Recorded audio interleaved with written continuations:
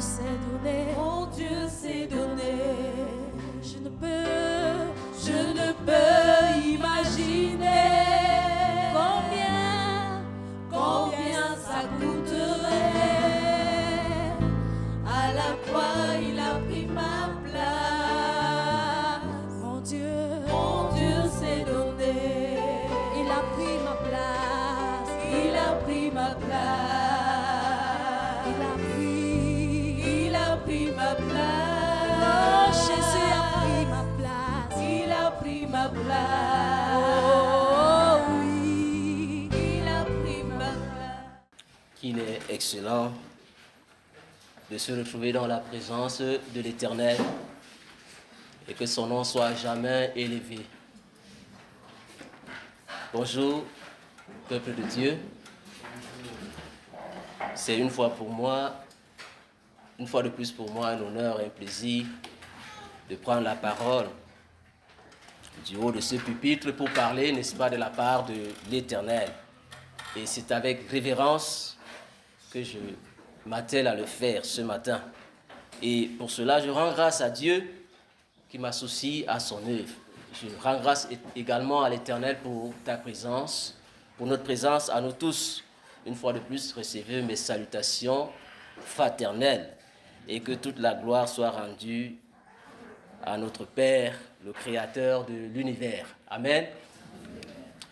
Nous prions. Éternel notre Dieu, nous te bénissons.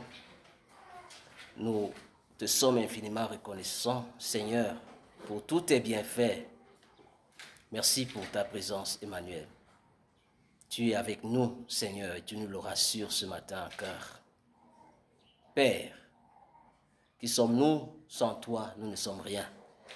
Voilà pourquoi, Éternel, ma prière ce matin est que tu nous précèdes, et que tu fasses ton œuvre, et que tu parles à ton peuple, Seigneur.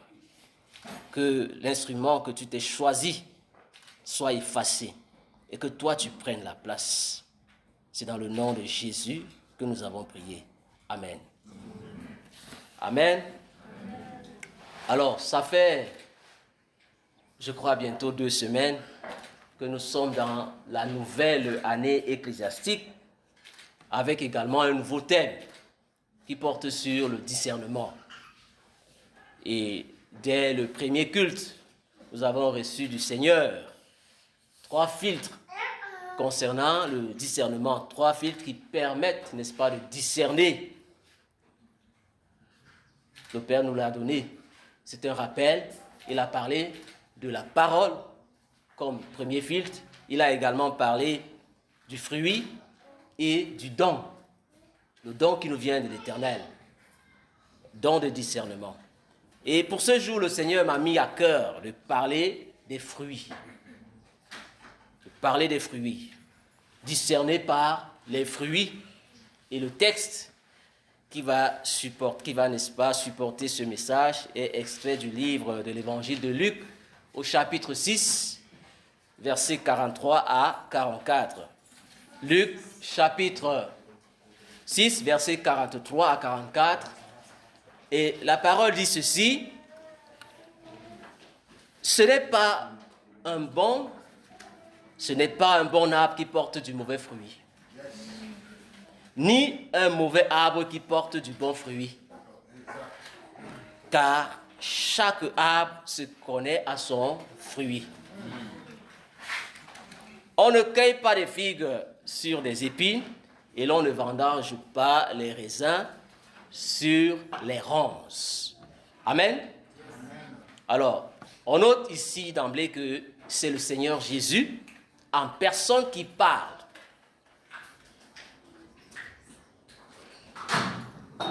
C'est lui qui parle et il s'adresse ici à une foule nombreuse, constituée de ses disciples et de plusieurs autres qui le suivaient pour l'écouter, pour tantôt recevoir, pour d'aucuns, leur guérison et pour d'autres, leur délivrance.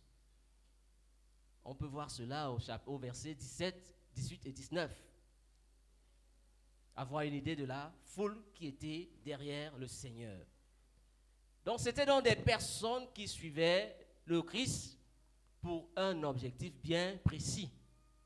Parce que c'était ses disciples et toutes ces personnes qui venaient chercher la guérison, qui venaient chercher la délivrance, qui venaient chercher quelque chose. Des personnes comme vous et moi, ayant plus ou moins une connaissance de la personne de Jésus. Et Jésus va leur dire cette parole. Ce n'est pas un bon arbre qui porte du mauvais fruit, ni un mauvais arbre qui porte du bon fruit. Car chaque arbre se connaît, n'est-ce pas, se reconnaît à son fruit, et on ne cueille pas des figues sur des épis, et l'on ne vendage pas les raisins sur des ronces. Autrement dit, dans la foule en face du Seigneur, il y avait des personnes que Jésus qualifiait de bons arbres et d'autres qu'il qualifiait de mauvais arbres. Et ce qui permet, ou alors qui permettait de reconnaître ou encore de distinguer ces personnes, était quoi? La qualité de fruits que pouvaient porter chacun d'entre eux. C'est la qualité de fruits qui permettait au Seigneur de distinguer que telle personne est un bon arbre et tel autre, tandis que tel autre est un mauvais arbre. Et en parcourant cet extrait, je me suis posé un certain nombre de questions auxquelles nous allons, n'est-ce pas, nous permettre d'apporter certains éléments de réponse. La première question que je me suis posée est la suivante. En parlant de fruits, à quoi le Christ faisait-il allusion? Quelle est la provenance de ce fruit? Qui peut porter du bon fruit? Comment savoir si nous sommes le bon arbre ou bien le mauvais arbre? Pouvons-nous être un bon arbre sans porter de bons fruits? Est-ce que c'est possible? Un bon fruit peut-il se trouver sur un mauvais arbre? Et comment porter du bon fruit? Voilà certaines interrogations qui m'ont traversé l'esprit. Ainsi, dans le déroulé de mon exposé, des éléments de réponse pourraient paraître. Et parlant de fruits, de quoi en est-il exactement? Est-ce que Jésus faisait référence aux bonnes œuvres de la nature morale? Est-ce que c'était cela? Faisait-il référence à nos actes? Si c'est dans cette optique que Christ parle, alors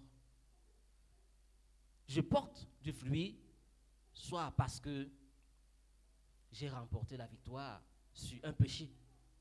Alors je porte du fruit, soit parce que, n'est-ce pas, j'ai amélioré mon comportement dans la société, ou encore je porte mon fruit lorsque je commence, n'est-ce pas, de plus en plus à être utile dans mon église.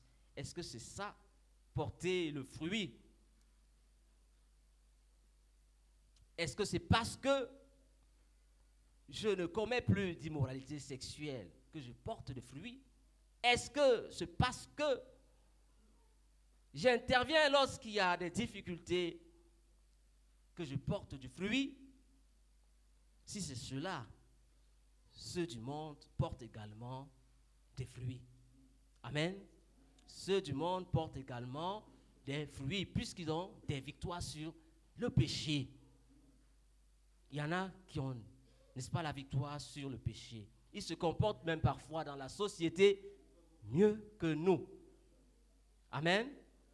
Alors, bien que les bonnes œuvres soient des pas dans la bonne direction sur le plan spirituel, il n'est pas certain qu'il s'agisse du fruit selon que le Seigneur Jésus le définit. Parce que on peut le trouver autant chez l'incroyant que chez nous. Ainsi, les fruits dont parle la parole de Dieu fait n'est-ce pas, mention à des fruits d'ordre spirituel qui doivent nécessairement venir de Dieu et non de nos efforts. Ce sont des fruits d'ordre spirituel. C'est de ces fruits que le Seigneur parle. Amen. L'apôtre Paul nous dit dans 1 Corinthiens chapitre 2, versets 9 à 10, ceci. Mais comme il est écrit, ce ne sont des choses que l'œil n'a point vues, que l'oreille n'a point entendues, qui ne sont point montées au cœur de l'homme, des choses que Dieu a préparées pour ceux qui l'aiment. Dieu les a révélées à l'esprit, car l'esprit sonde tout, même la profondeur de Dieu. Ainsi, ces fruits ne viennent pas de nous. Ces fruits ne viennent pas de toi. Et en tant qu'humains, nous sommes incapables par nos efforts d'en porter. Selon Dieu, selon la parole, seul Dieu nous les fait porter par son Esprit Saint. Seul lui nous fait porter ses fruits. Et le texte que le révérend a lu ce matin, le texte des Philippiens, nous dit que c'est Dieu qui met en nous le vouloir et le faire. Selon quoi? Selon son bon plaisir. C'est selon son bon plaisir. Cela ne dépend pas de toi. Cela ne dépend pas de ton vouloir et ne vient pas de toi. Alors, si tu penses que c'est grâce à ton intervention que quelque chose s'est passé, je crains que ce que tu as fait ne soit pas l'un des fruits dont parle le Seigneur. Amen.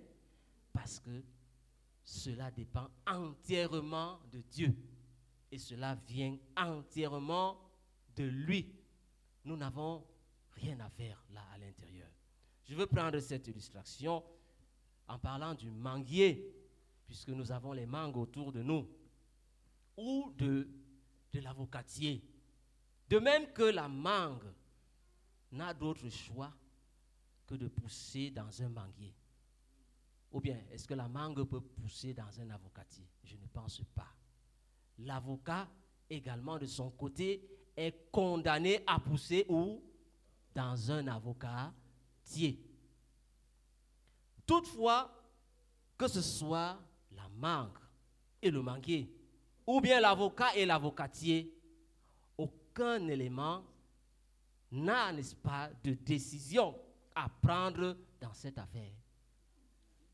La mangue ne décide pas qu'elle a à pousser sur un manguier, ou le manguier ne décide pas de donner l'avocat ou de donner une mangue.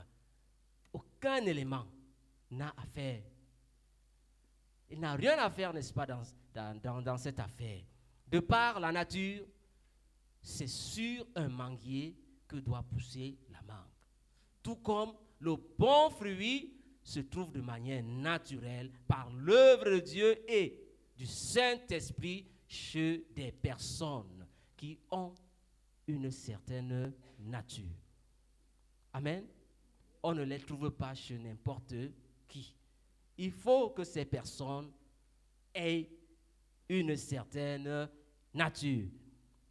Ainsi, de la même manière, n'est-ce pas, qu'une mangue ne peut d'aucune façon décider de pousser dans un avocatier, ou, comme le Seigneur l'a dit, que des figues ne peuvent pousser sur des épines, et ou encore que l'on ne peut vendager les raisins sur des ronces, nous ne pourrons jamais porter des fruits pour Dieu dans notre vieille nature. Amen. Il est impossible de porter du fruit si nous sommes dans notre vieille nature. Il nous faudra être enfants de Dieu. Il faut être enfants de Dieu. Ou alors, les fruits que nous porterons fût-il moralement très bons, ne seront rien d'autre que des fruits de la chair. Amen. Des fruits de la chair, si nous ne sommes pas enfants de Dieu. C'est la raison pour laquelle le fruit dont Jésus parle est forcément le fruit de l'esprit.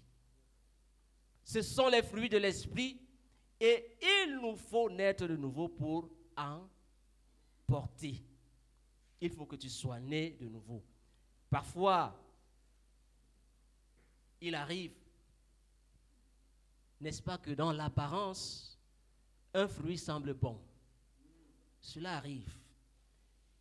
Il a une belle forme. Aucun défaut physique. Cependant, lorsqu'on le mord, on se rend compte que c'est de la pourriture à l'intérieur. Amen. Cela arrive. Une belle mangue. Aucun défaut. Mais lorsque tu mords, tu te rends compte qu'à l'intérieur, ce sont des asticots. Alors c'est pour dire que notre vieille nature adamique est capable de porter du fruit. Elle est capable de porter du fruit, sauf que ce fruit tire son origine de la chair, comme je l'ai dit. Alors que le fruit de l'esprit nous vient de Dieu. Le fruit de l'esprit nous vient de Dieu et pousse dans notre nouvelle nature, celle qui nous vient de notre justification en Jésus-Christ. C'est en elle que ces fruits poussent. Et de quel fruit parle donc le Seigneur Jésus-Christ lorsqu'il dit porter du fruit? L'apôtre Paul nous donne ces fruits dans le livre de Galates, chapitre 5, verset 22. On les connaît, ces fruits. Il s'agit de l'amour, la joie, la paix et tous ces autres fruits. C'est de ça que parle l'apôtre Paul. C'est de ça que parle le Seigneur tantôt. Amen. Ce sont là ceux qui ont l'amour, ceux qui ont la joie, ceux qui ont la patience, ceux qui manifestent la charité. Ce sont eux qui portent de bons fruits. Amen. Alors que les fruits que porte le mauvais arbre sont quoi? La colère, les animosités, les envies, les excès de table. Toutes ces choses-là, ce sont les fruits que porte quoi? Le mauvais arbre.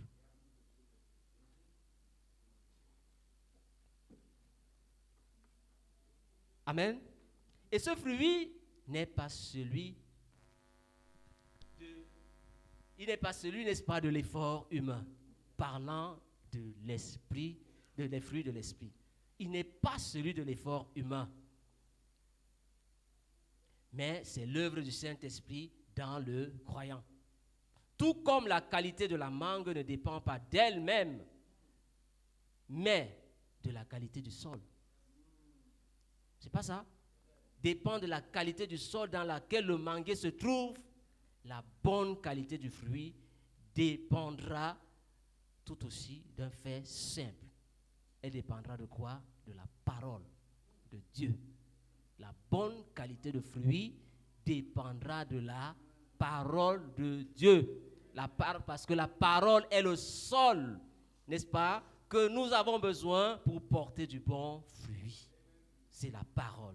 Et c'est pour cette raison que Christ dira un jour que c'est lui qui demeure en moi et en qui je demeure porte quoi?